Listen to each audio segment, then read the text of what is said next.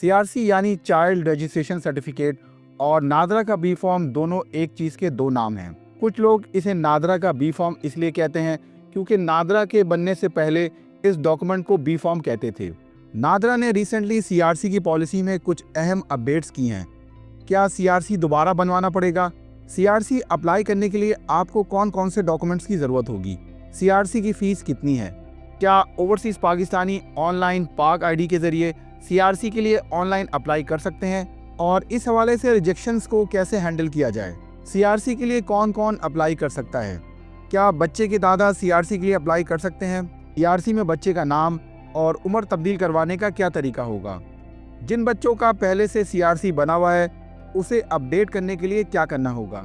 अगर बच्चे का जुवेनाइल कार्ड बना हुआ है तो क्या सीआरसी बनवाना ज़रूरी है? अगर डाइवोर्स हो गई है और बच्चा आपके पास मौजूद है तो उसका सीआरसी कैसे बनेगा?